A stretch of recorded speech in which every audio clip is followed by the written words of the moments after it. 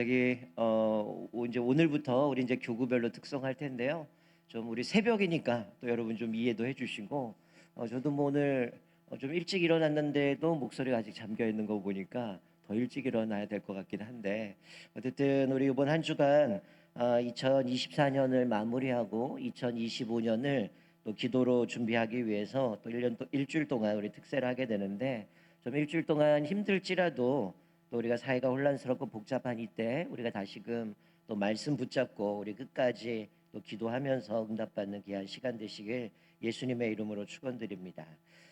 오늘 읽은 시편 1편 말씀을 이번 주간에 좀 계속 좀 오늘 좀 러프하게 좀 살펴보고요.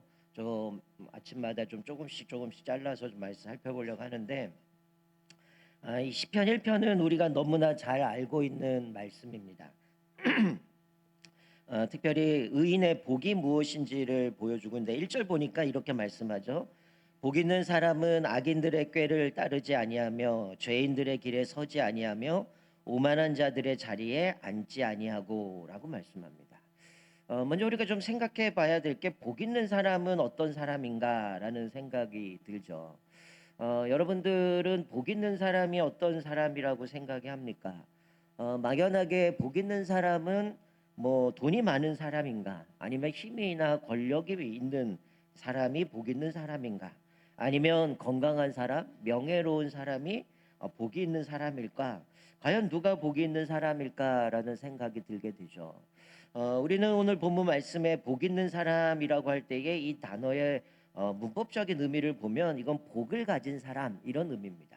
그러니까 복을 가진 사람이 어떤 사람인가, 복을 소유한 사람이 어떤 사람인가를 말씀해 주죠. 일반적으로 생각하면 세상에서는 뭐 세상의 복이 전부인 사람은 앞에 말씀드린 재물이나 건강이나 부나 명예나 이게 전부라고 생각할 거예요. 하지만 이런 것들은 유한한 것이기 때문에 시간이 지나가게 되어지면 이것들은 다 사라지게 된다는 것. 그렇기 때문에 이것은 진정한 복이라 할 수 없다라는 겁니다.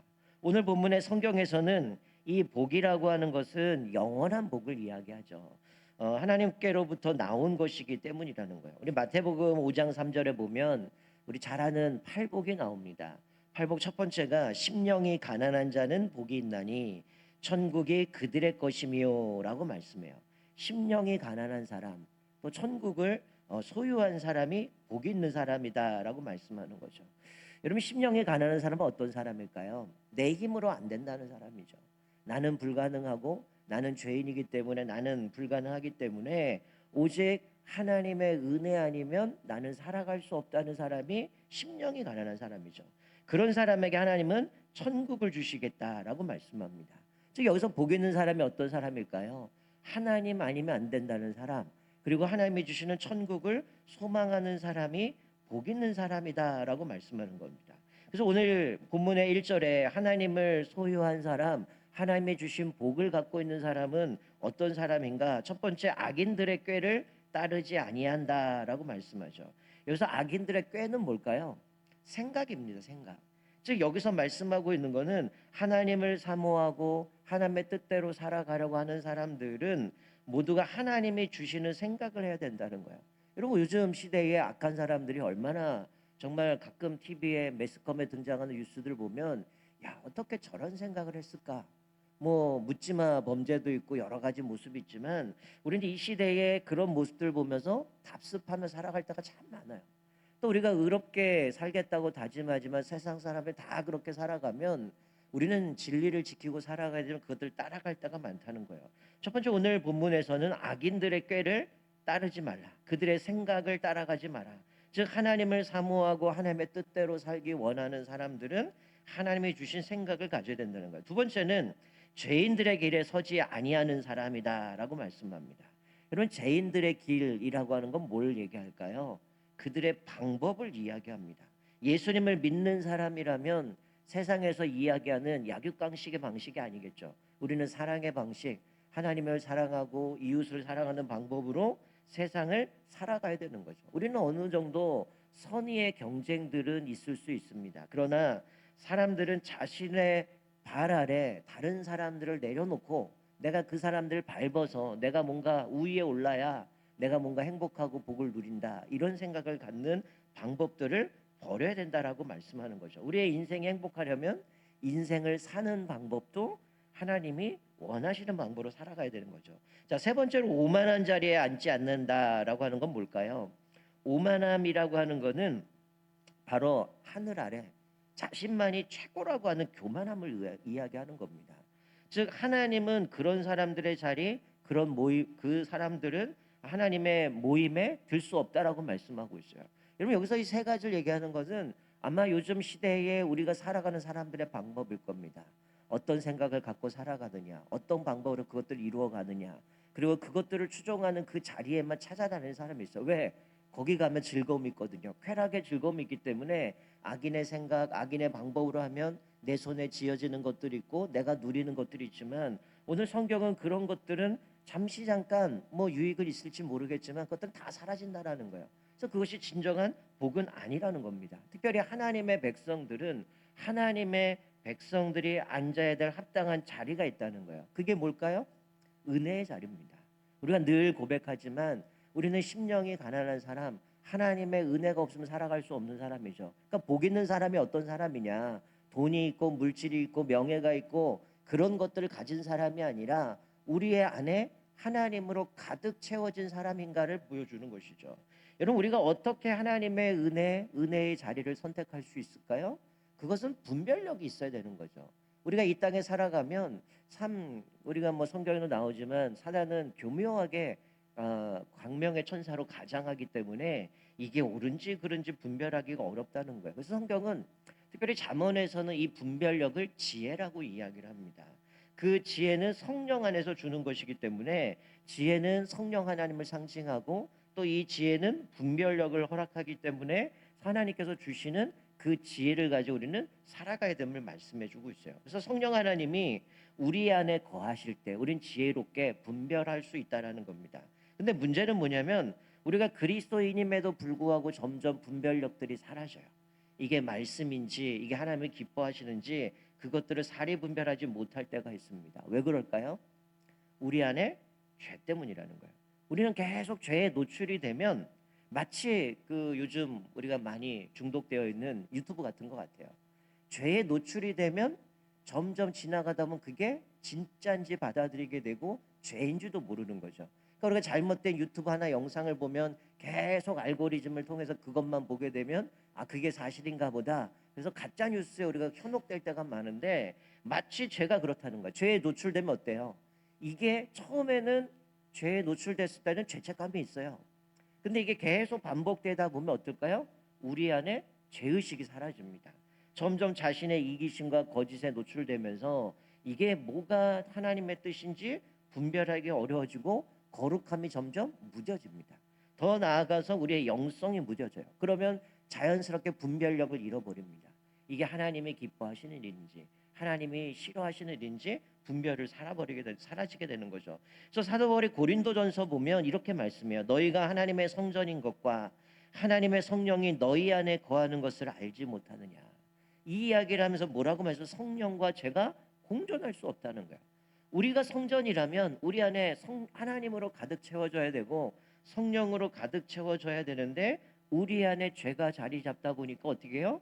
공존할 수 없다는 거예요. 그래서 사도 바울도 이야기하는 것처럼 하나님으로 채울 것이냐 아니면 인간적인 모습으로 채울 것이냐 그것이 끊임없이 내 안에 갈등한다고 얘기하잖아요.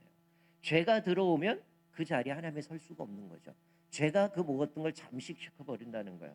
그래서 우리에게 이 죄로 인하여 오염되면 거룩함이 사라지기 때문에 결국 성령께서 역사하시는 역사도 제한하게 되고 더 나아가서 우리는 하나님 앞에서 순결한 삶을 살아갈 수 없다라는 거예요. 그래서 우리에게 필요한 게 뭐냐?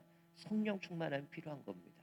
사도 바울이 얘기한 것처럼 술 취하지 마라 이런 방탕한 것이 것이니 오직 성령의 충만함을 받으라라고 말씀한 것처럼 우리가 성령이 충만할 때에 우리의 생각도 우리가 걸어가는 방법도 우리가 앉는 자리도 오늘 시편에서 말씀하는 이 죄인의 길 오만한 자리 그리고 그들이 행하는 방법들 그것들을 따라가지 않고 분별할 수 있다라는 거예요. 사도행전 2장 38절에도 너희가 회개하여 각각 예수 그리스도의 이름으로 세례를 받고 죄 사함을 받으라. 그리하면 성령의 선물을 받으리라라고 말씀합니다.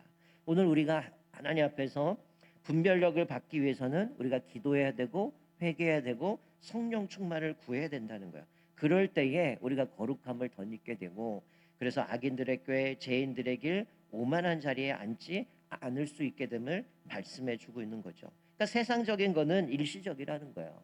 근데 우리는 너무나 그것이 달콤하기 때문에 그것을 쫓아갈 때가 많지만, 하나님 앞에 봤을 때 그것들은 아무것도 아니고 그건 복이 될 수 없다라는 거예요.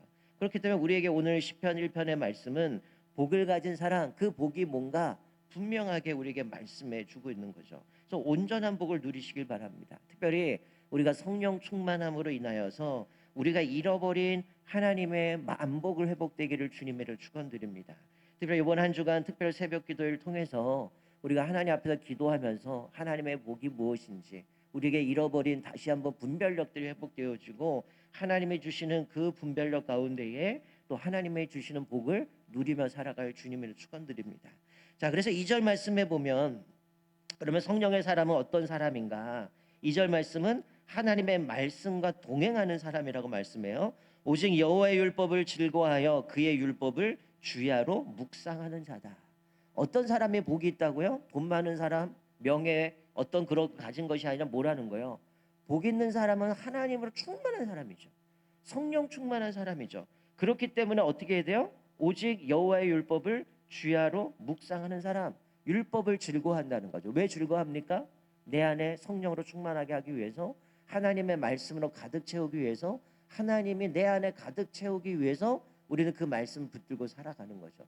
주님을 사랑하면 그분의 뜻이 무엇인지, 하나님의 기뻐하시는 자리가 무엇인지, 하나님의 기뻐하시는 생각이 뭔지, 내가 이 일을 하면서 하나님의 방법이 뭔지를 물어야 되기 때문에 기도하고 말씀을 붙들어야 된다는 거예요. 그래서 성령께서 우리가 항상 말씀 안에 거하도록 인도하시는 거죠. 예수님께서 말씀 안에 보혜사 성령님을 보내신 이유가 뭡니까? 진리의 말씀을 옳게 분별하고 깨닫게 하기 위해서 우리에게 그것을 가르쳐 주시기 때문에 성령을 사모하라고 말씀했는데, 성령 하나님께서 우리가 더욱 성장하는 사람이 되도록 우리가 그 말씀을 주야로 묵상할 때 인도해 가신다는 거죠. 또 3절에 보면 뭐라고 말씀? 그는 시냇가에 심은 나무가 철을 따라 열매를 맺으며 그 잎사귀가 마르지 아니한 같으니 그가 하는 모든 일이 다 형통하리로다. 이런 어떤 사람이 복이 있습니까? 하나님의 말씀으로 채우고 성령 충만하고 또 하나님의 말씀을 주야로 묵상하는 사람은 시냇가에 심은 나무처럼 열매를 맺으며 잎사귀가 마르지 않고 하는 모든 일이 다 형통하리로다. 여러분, 복이 뭡니까? 내가 하는 일이 다 형통하면 그게 복 아니겠어요? 근데 내가 하는 일이 다 형통하려면 뭐가 필요합니까? 하나님이 필요하다는 거예요. 하나님의 말씀으로 무장되어야 되고 성령으로 충만할 때 분별력을 갖게 되기 때문에, 그럴 때 우리가 세상의 방법과 세상의 생각과 세상의 잘못된 죄된 길로 가는 것이 아니라 하나님의 기뻐하시는 길로 가게 되어짐을 말씀해요. 근데 반면에 4절에 보니까 악인들은 열매를 맺을 수 없다라고 얘기합니다. 왜?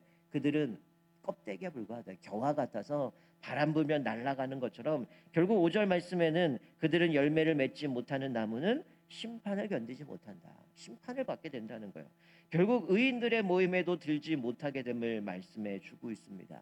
우리가 한 주간 동안 이 말씀을 좀 구체적으로 하나씩 살펴보겠지만, 우리가 이 시편 1편의 말씀을 통하여서 우리 모두가 하나님 앞에서 성령 충만하고 하나님의 복으로 온전하게 채워져서 하나님이 주시는 복을 온전히 누리며 사시길 주님으로 축원드립니다. 특별히 오늘 우리가 살펴본 것처럼 우리가 그 복을 얻기 위해서는 성령 충만해야 된다는 거예요. 성령 충만하기를 원한다면 우리가 말씀을 주야로 묵상해야 되고, 그것을 통해서 우리가 거룩함을 지켜낼 때 우리는 열매 맺는 성숙한 우리 그리스도인이 될 수 있음을 깨닫게 되어집니다. 이 특별 새벽 기도 동안 여러분들이 성령의 이끌리심을 통하여서 또 성령으로 구별된 삶을 갖게 되는 시간이 되시길 바랍니다. 무엇보다 늘 깨어서 기도할 뿐만이 아니라 세상의 것들이 우리를 만족하는 것이 아니라 오직 하나님으로 채워질 때, 또 하나님의 말씀으로 온전히 무장될 때, 그리고 온전한 분별력을 갖고 있을 때 우리가 그것을 통해서 내가 어디로 가야 될지, 어떤 방법을 그 일을 해야 될지, 하나님의 기뻐하시는 자리가 무엇인지, 또 내 인생을 통해서 하나님이 이루시기 원하는 것이 무엇인지를 우리가 깨닫게 되어짐을 다시 한번 발견되어집니다. 우리 한 주간 동안 우리가 말씀을 묵상하면서 우리가 성령의 충만함 가운데 주님이 주신 분별력을 가지고 또 어떻게 해서든지 하나님의 은혜를 선택하고 하나님이 원하시는 그 자리에 앉아서 죄에 넘어지는 인생이 아니라 하나님 앞에서 아름답게 열매 맺으며 내가 가는 길마다 형통케 하시는 하나님의 복을 누리시기를 주님의 이름으로 축원드립니다. 아멘. 우리 같이 한번 기도했으면 좋겠는데